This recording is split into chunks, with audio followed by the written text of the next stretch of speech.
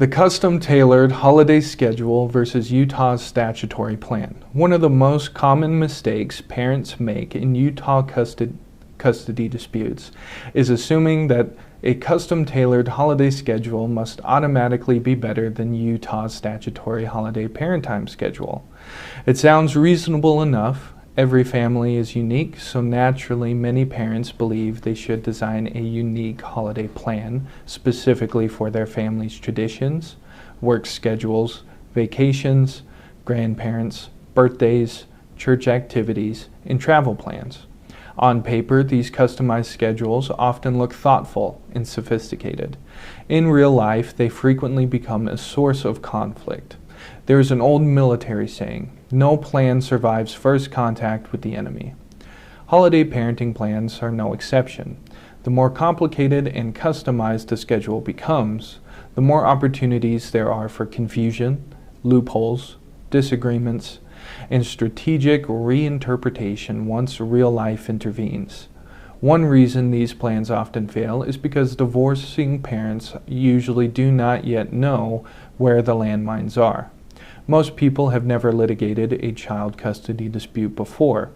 They have never dealt with vague exchange language, overlapping schedules, transportation disputes, remarriages, step families, weather delays, teenage resistance, or disagreements over which provision takes priority when schedules overlap.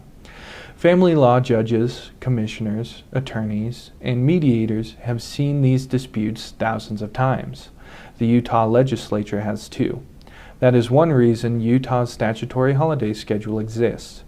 It was not created randomly.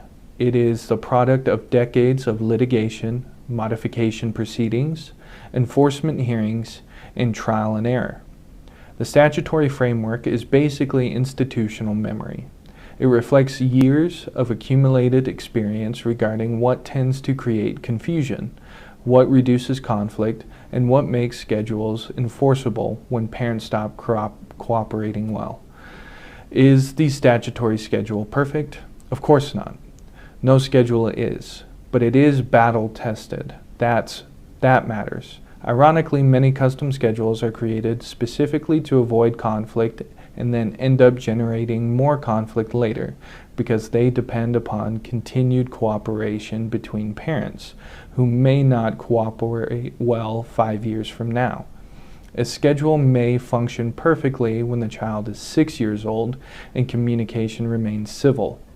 Fast forward several years and now they are teenagers. Sports schedules, step parents, job changes, financial pressures, and communication breakdown.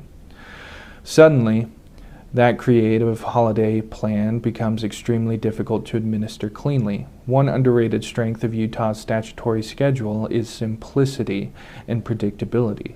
Children genuinely benefit from knowing where they will be and what holidays will look like from year to year. Parents benefit from predictability too. So do judges and lawyers. When disputes arise under the statutory framework, everybody already understands the structure. That reduces opportunities for manipulation and makes enforcement easier. This does not mean customization is always bad. Some families genuinely need modifications for long-distance parenting, military deployment, special needs children, or unusual work schedules. But customization should solve real problems. It should not exist merely because people assume custom automatically means better. The best parenting plans are usually not the most creative. They are usually the clearest.